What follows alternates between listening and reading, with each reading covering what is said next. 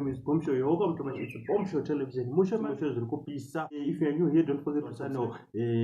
Tinokupedza nguva yenyu singade kurebesa. Kana wanakirwa nezvacontent yatinokanda, please subscribe nekulike also nekushare nekucomment pamavideos. Saka nyaya, let's get into each story of today. Sangana inayo. Right, ndisingakanganwa kutenda mafans eBombshow Television muri kuti support muri kusubscribe pa channel yedu zvinozvita reach 5000 subscribers. Tinongopa kutenda maoko kwamuri dai musipo tisiri kurelease content each and every day. So if you are new here, don't forget to subscribe. Let's continue with the support. Ndokutendai munodadisa munodada nemi mafans eBombshow Television.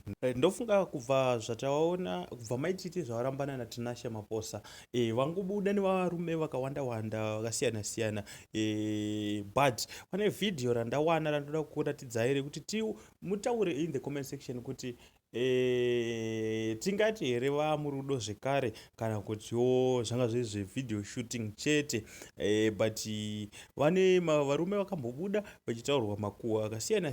Nhasi nangotiwo ndiradza mafans eBombshow Television. Let's discuss about it. Tisingapedze nguva yenyu, let's get into it. Muone video racho and let me know what you think in the comment section kuti vamurudo zvekare here maititi havachazomai maphosa. Saka yatiwonei. Papa! Hey! Mama! Hey!